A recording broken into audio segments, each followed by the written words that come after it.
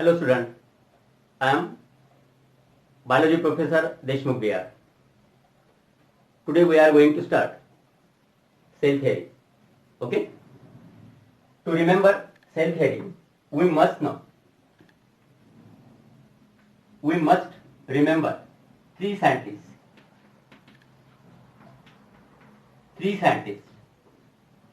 who play very important role in the cell theory. Okay, यामधून one by one यासाठी 1838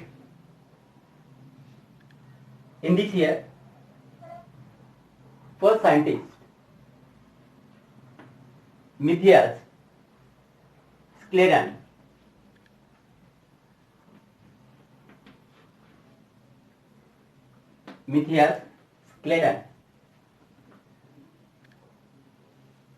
Okay, who was Matthias Scleran and where was he? तर मिथियास क्लेडन हा German बोटॅनिस्ट होता. Okay, he studied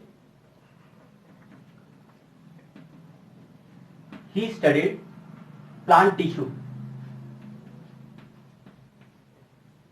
tissues or plant cells, and he told that all plants are made up of cells.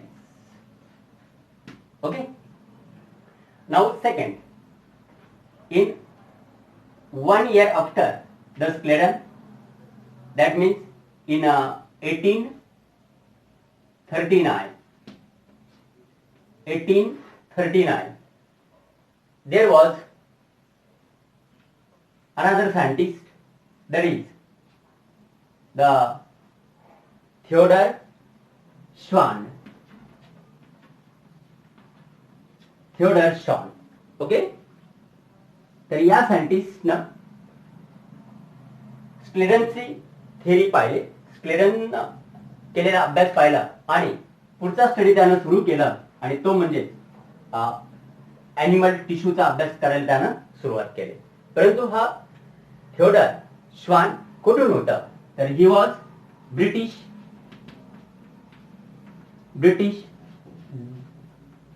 zoologist.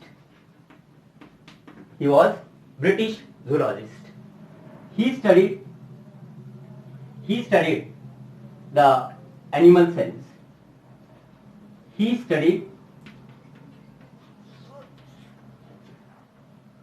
animal cells or animal tissues. Okay. Next, ज्यावेळेस त्यानं animal tissue पाहिल्या त्याच्या compare मध्ये त्यानं plant tissue देखील पाहिलं. मग या ठिकाणी समजा हा ॲनिमल सेल असेल आणि हा प्लांट सेल असेल, तर त्यानं असं ऑब्झर्व केलं की दोन्ही सेलच्या भोवती एक थिन लेअर असतं. Means all cells are covered by a thin membrane.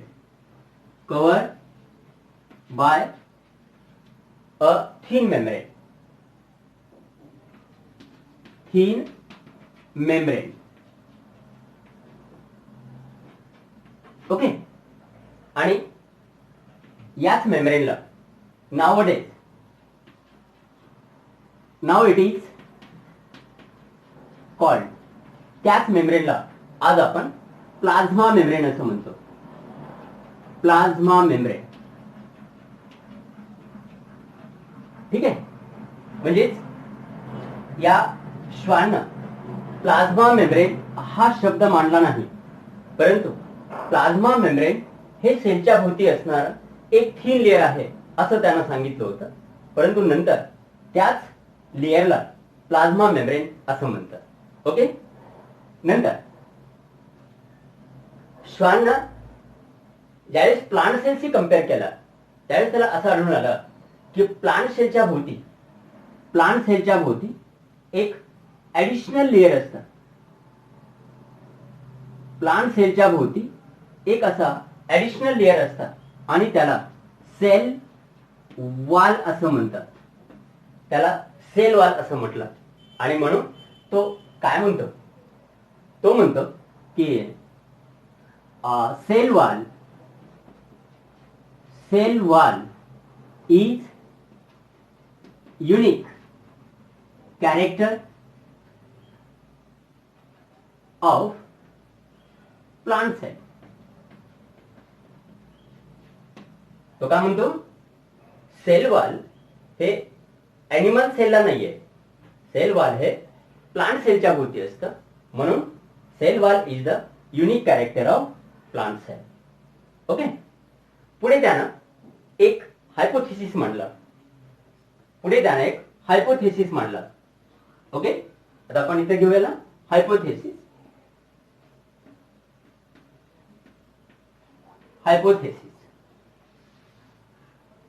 तर श्वाननं कोणता हायपोथेसिस मांडला?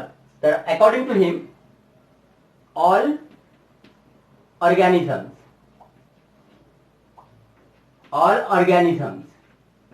that is plants and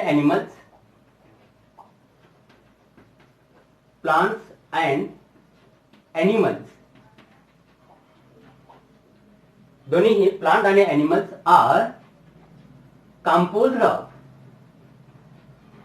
composed of from cells and products of cell. Okay, and this is about the Schwann. Schwann, a British zoologist, he studied animal cells as well as plant cells. He observed that all cells, plant cell as well as animal cells, are covered by a thin membrane, and that membrane nowadays called as the plasma membrane. According to him, the plant cell consists additional layer, and that is called as the cell wall, that is absent in the animal cell. Hence he told that the cell wall is unique character of plant cell. Okay. After that, he proposed a hypothesis. According to him, all organisms like plants and animals are composed of from cell as well as the products of cell. Okay. And now next point, next scientist, that is the Rudolf Virchow. Understand this? Clear this? Okay. Third scientist, Rudolf Virchow. First one, Scladen. Second one, Schwann. And third one is the Rudolf Virchow. This scientist first time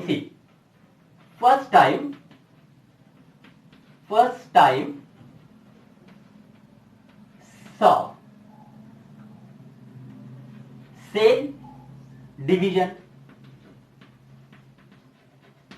या सायंटिस्टनं सर्वात अगोदर sale division पाहिलं. म्हणजेच एक हा living sale होता आणि या सेलचा डिव्हिजन झाला आणि यापासून दोन सेल तयार झाल्या. म्हणजेच या झाल्या डॉटर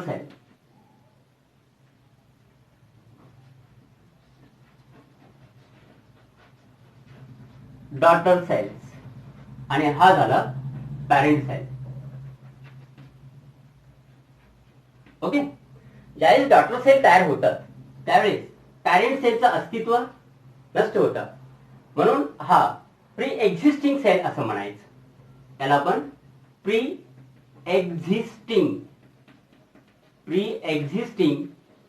सेल असं म्हणायचं. तेव्हा according to him daughter cells are produce from their mummy cell and mummy cell is a pre existing cell. Okay, and that process, याच प्रोसेसला त्यानं सेल डिव्हिजन असं म्हटलं. ओके, आणि याला त्यानं एका सेंटेन्स मध्ये मांडलं आणि तो म्हणजे ऑमनिस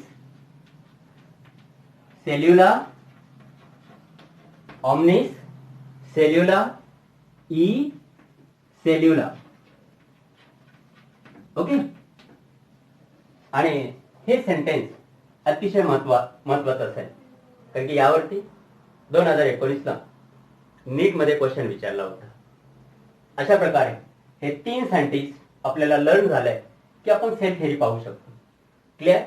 पहिला सायंटिस्ट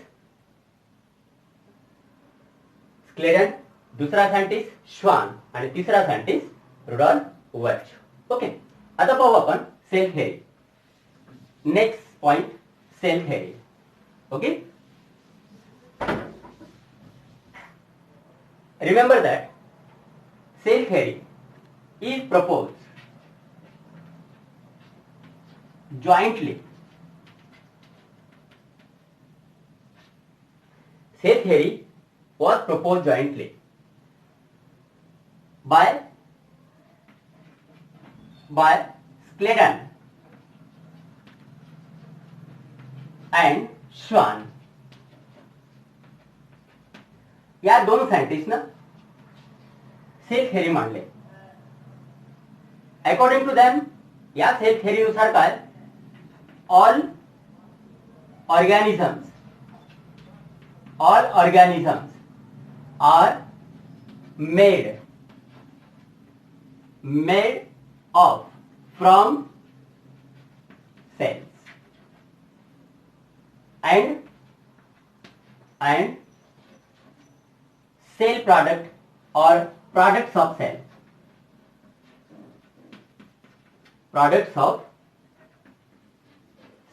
ओके, अशी सेल थेरी मांडल्यानंतर पुढे असं लक्षात आलं की या सेल थेरीमध्ये एक ड्रॉबॅक आढळून आला. तो म्हणजे कसं की या थेरीमध्ये कुठेही उल्लेख केला गेला नाही की नवीन सेल येतात कुठून. Means there is a drawback of the theory is that they can not explain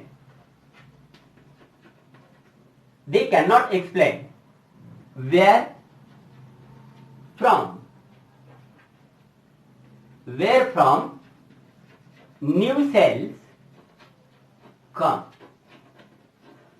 त्यांना असं सांगता आलं नाही की नवीन सेल कुठून येतात. Where from new cells come, नवीन सेल कुठून येतात हे त्यांना सांगता आलं नाही. तर हा त्यांचा होता एक ड्रॉबॅक. ओके, आता पुढे हा ड्रॉबॅक घेऊन सायंटिस्ट रुडॉल्फ व्हर्चो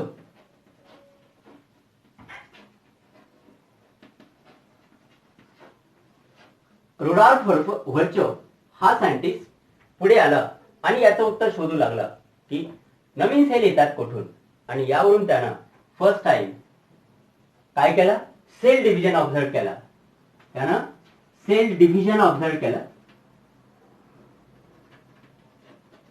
आणि सांगितलं की या नवीन सेल येतात कुठून, तर त्या प्री एक्झिस्टिंग सेल पासून येतात, या त्यांच्या मम्मी सेल पासून येतात. आणि पुढे यानं ही जी श्वान आणि स्क्लेडनची थेरी होती त्याच्यात थोडंसं मॉडिफिकेशन केलं आणि त्याला मॉडिफाईड सेल थेरी म्हणून पुढे मांडला. तर ही मॉडिफाईड सेल थेरी चे प्रिन्सिपल कोणते हे आपण या ठिकाणी पाहू. तर मॉडिफाईड सेल थेरी. ओके,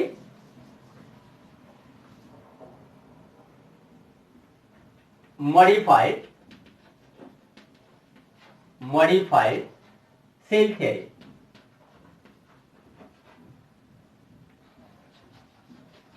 कोणी मॉडिफाईड केली बरं हे, तर ज्यावेळेस रुडॉल्फ व्हर्चोनं सांगितलं की सेल या प्री एक्झिस्टिंग सेल पासून येतात त्यावेळेस त्यानं त्याचा पॉइंट या प्रिव्हियस सेल थिअरीमध्ये ऍड केलं आणि झालं त्याचं मॉडिफिकेशन. तेव्हा मॉडिफाईड सेल थिअरीचे प्रिन्सिपल कोणते आहेत? तर according to this theory all organisms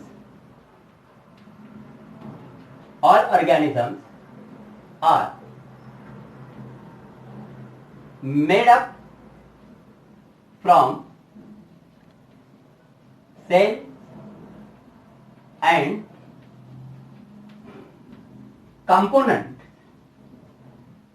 of cell. हा झाला त्याचा पहिला point. Second principle, the all cells are produce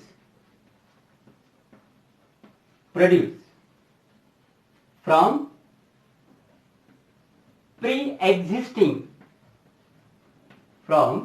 pre-existing cells. ओके. आणि तिसरा पॉइंट की cell is basic unit of all living organisms.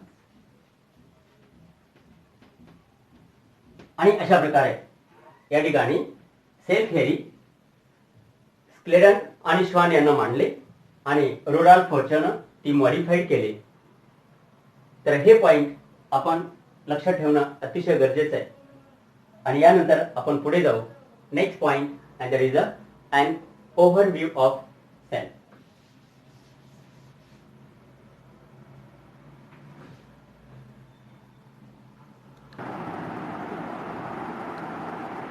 An overview of cell. Okay. Generally, there are two types of cell. सायंटिस्टना सेलच्या ऑर्गॅनायझेशनवरून दोन types त्या ठिकाणी मांडले. एक प्रोकॅरियोटिक सेल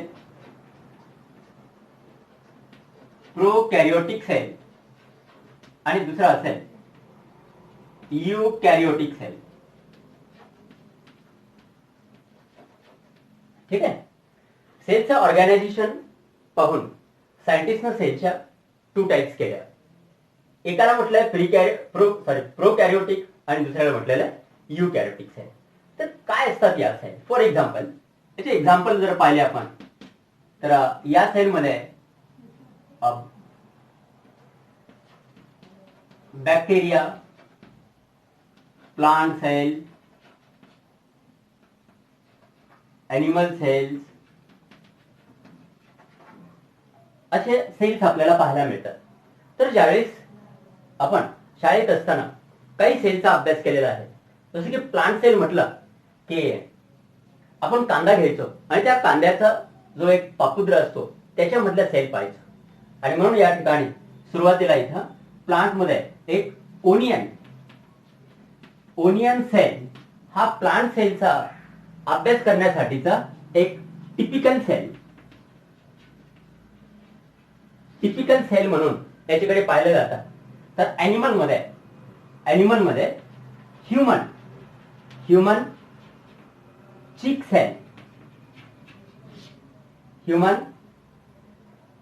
सेल अभ्यासासाठी घेतली जाते. तेव्हा आपण पाहू ऍक्च्युअली प्रोकॅरियोटिक आणि यूकॅरियोटिक सेल कशा असतात याचा थोडक्यामध्ये माहिती म्हणजे ओव्हरव्ह्यू. ओके.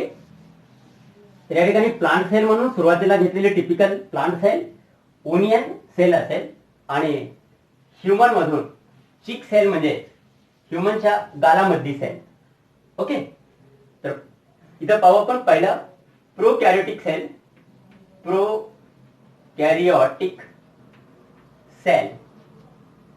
आणि यूकॅरियोटिक सेल. थोडस मागे घेऊ, पुढे चमकत असल्यामुळे इथं प्रोकॅरियोटिक सेल आणि या ठिकाणी घेऊ यूकॅरियोटिक सेल. ओके. तर प्रोकॅरियोटिक सेल मध्ये एक्झाम्पल जर घेतला तर फॉर एक्झाम्पल बॅक्टेरिया हे प्रोकॅरियोटिक सेलचं एक्झाम्पल आहे. आणि युकॅरियोटिक सेल मध्ये जर पाहिलं तर इथं असेल प्लांट सेल, ॲनिमल सेल, हे युकॅरियोटिक सेलचे एक्झाम्पल्स. ओके. जर आपण या प्रोकॅरियोटिक आणि युकॅरियोटिक सेल जर कम्पेअर केल्या तर आपल्याला काय आढळून येईल हे थोडक्यात पाहू आपण. तर समजा या ठिकाणी असेल हे सेल ऑफ बॅक्टेरिया, ही असेल सेल ऑफ प्लांट आणि ही असेल सेल ऑफ ॲनिमल्स. ठीक आहे. तर यामध्ये या 3 सेल असतील. ही असेल सेल ऑफ बॅक्टेरिया, ही असेल सेल ऑफ प्लांट आणि ही असेल सेल ऑफ ॲनिमल्स. तर या सेल पाहिल्या तर या सेलच्या भोवती ही एक थिन मेम्ब्रेन आहे, या सेलच्या भोवती एक थिन मेम्ब्रेन आहे, याही ठिकाणी एक थिन मेम्ब्रेन आहे. ज्या थिन मेम्ब्रेनला आज आपण प्लाझ्मा मेम्ब्रेन असं म्हणतो. म्हणजे प्लाझ्मा मेम्ब्रेन. तर हे प्लाझ्मा मेम्ब्रेन बॅक्टेरियामध्ये आहे का? Yes. Plasma membrane present in the bacterial cell. Plant cell मध्ये येस, ॲनिमल सेल मध्ये येस. म्हणजे cell membrane is present around the all cells. Okay.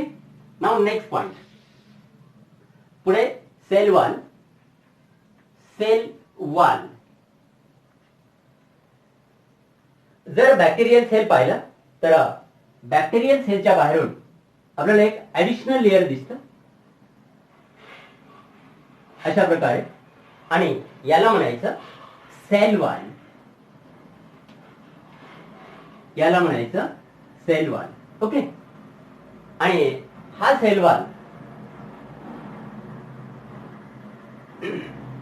जर आपण पाहिलं तर तसा सेल वॉल प्लांट सेलच्या बाहेरून देखील दिसतो.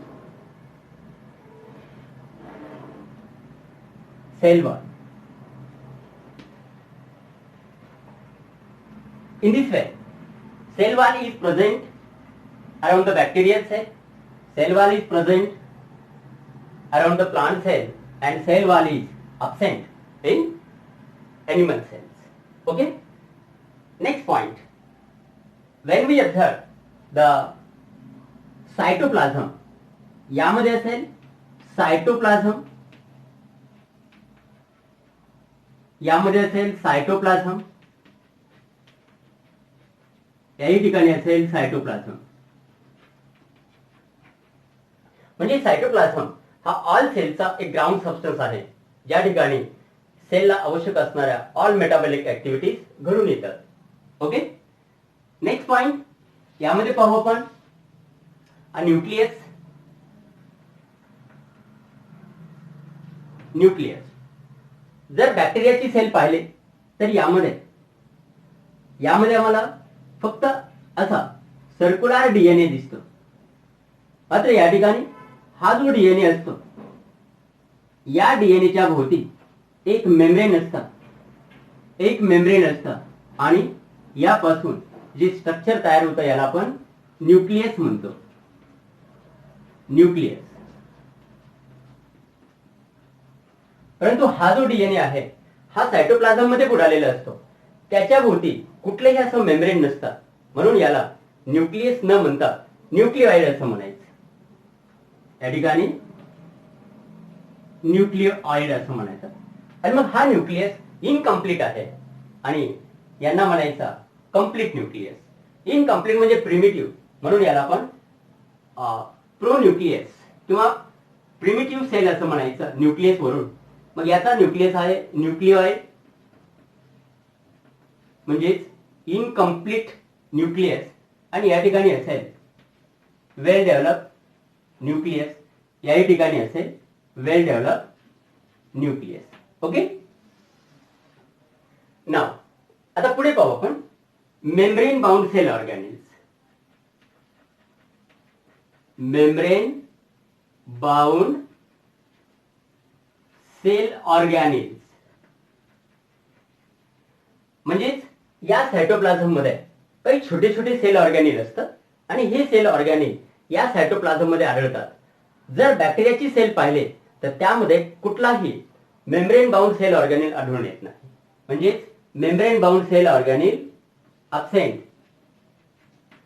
मात्र जर आपण प्लांट सेल पाहिला, एनिमल सेल पाहिला तर यामध्ये मेम्ब्रेन बाउंड सेल ऑर्गॅनिल आढळून येतात.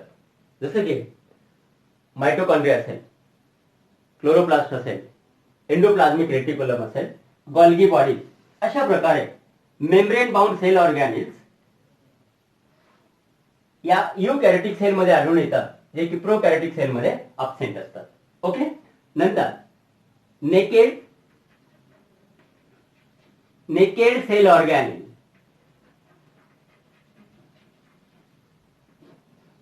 पुढचा पॉइंट नेकेड सेल ऑर्गॅनिल्स. जर आपण या सेल सायटोप्लाझम मध्ये पाहिला तर यामध्ये या ठिकाणी दिसतो असा रायबोसोम, याही ठिकाणी असतो रायबोसोम, याही ठिकाणी असतो रायबोसोम. तर हा जो रायबोसोम आहे, हा रायबोसोम ऑल सेल मध्ये असतो, परंतु त्याच्याभोवती कुठलंही सेल मेम्ब्रेन नसतं, म्हणून त्याला आपण नेकेड सेल ऑर्गॅनिल असं म्हणायचं. म्हणजे या ठिकाणी आहे रायबोसोम. प्लांट सेल मध्ये देखील असेल रायबोसोम, एनिमल सेल मध्ये देखील असतात रायबोसोम, and these are the naked cell organelles. But when we observe the animal cell, जर आपण एनिमल सेल पाहिले तर या एनिमल सेल मध्ये आणखी एक ऍडिशनल सेल ऑर्गॅनिल असतो, ज्यामध्ये सेल मेम्ब्रेन नसतं किंवा कुठलाही मेम्ब्रेन नसता. तो असतो सेंट्रिओल. अशा प्रकारे इन दिस वे ज्यावेळेस आपण पाहतो एक general idea about the prokaryotic cell आणि युकॅरियोटिक सेल, यामध्ये 3 प्रकारच्या सेल आपल्या समोर आल्या. एक बॅक्टेरिया, प्लांट आणि एनिमल सेल. या 3 सेलचं जर कंपॅरिझन केला तर काही घटक सेम दिसतात, काही घटकांमध्ये डिफरन्स दिसतो. तो कसा ते आपण या ठिकाणी पाहिलं. ओके. आणि आता यानंतर सेल शेप आणि साईज. सेल शेप आणि साईज समजला हा पॉइंट. कंपॅरिझन मध्ये एवढे पॉइंट सुरुवातीला आपल्याला पाहिजे आणि नंतर या सेल मध्ये असणारे शेप जर पाहिले तर वेगवेगळे शेप आहेत, साईज जर पाहिल्या तर याच्या वेगवेगळ्या साईज असतात. तेव्हा next point shape and size. Okay. Cell size and cell shape. तर पहिला पॉइंट घेऊ आपण cell size. First point cell size. Cell size. तर सेलच्या साईज या डिफरंट असतात. यामध्ये एक स्मॉलेस्ट सेल, या विश्वामध्ये सर्वात छोटी सेल एक असेल, काही मीडियम सेल असतील, काही सर्वात मोठ्या सेल असतील. तर त्याची लिस्ट आपल्याला पाहिजे. तर पहिला smallest cell as a example आहे मायकोप्लाझ्मा. मायकोप्लाझ्मा हा जो ऑर्गॅनिझम आहे हा सर्वात छोटी सेल दाखवतो आणि याची सेल साईज साधारणतः 0.03 मायक्रोमीटर. म्हणजे मायकोप्लाझ्मा हा सर्वात छोटी सेल असणारा सजीव आहे. त्यानंतर जर आपण पाहिले बॅक्टेरिया.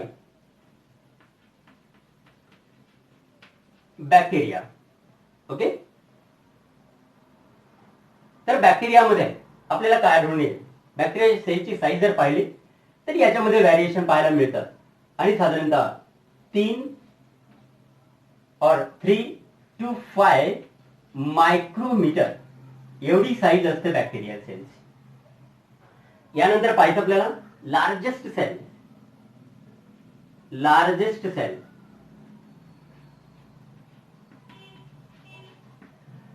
सेलमध्ये सर्वात मोठी सेल कोणती आहे? तर ॲज अ बेस्ट एक्झाम्पल, एक सेल ही आकारानं बाकीच्या सेलपेक्षा मोठी असते. तर egg of ostrich, egg of ostrich म्हणजे शामरावाचं जे एग असतं हे या ठिकाणी सर्वात मोठी सेल म्हणून समोर आलेलं असतं. ज्याची आपण लांबी जर पाहिली, याची लांबी जर पाहिली तर 15 सेंटीमीटर एवढं हे एक लांब असतं आणि त्याची विड्थ जर पाहिली तर जवळपास 13 सेंटीमीटर एवढी विड्थ असते. आणि याचं वेट पाहिलं, जर याचं वेट पाहिलं तर 1.4 किलोग्रॅम एवढं त्याचं वेट असतं. म्हणजे वी कॅन नॉट बिलीव्ह, आपल्याला विश्वास बसणार नाही एवढ्या मोठ्या आकाराची सेल आपण पाहू शकतो. ती म्हणजेच एग ऑफ ऑस्ट्रिच. ओके, तर हे काही पर्टिक्युलर पॉइंट आपण लक्षात ठेवणं अतिशय गरजेचं. आता पुढे जर आपण ह्युमन मध्ये असणाऱ्या काही सेलची साईज जर पाहिली तर आरबीसीची साईज आपल्याला पाहायला मिळते. ती 7 मायक्रोमीटर एवढी आरबीसीची साईज आपल्याला दिलेली. तर या साईज मध्ये हा असेल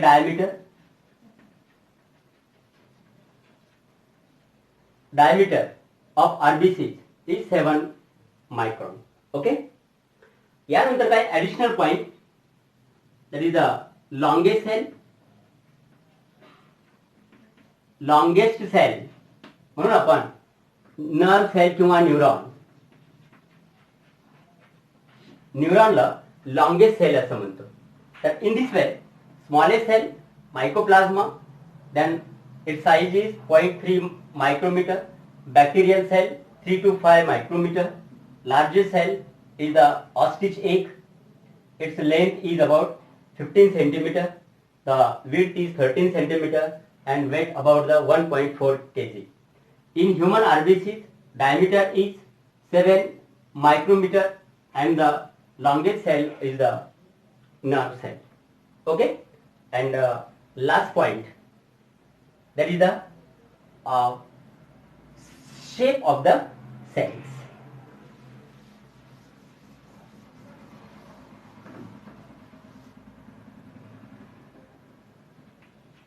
Cell.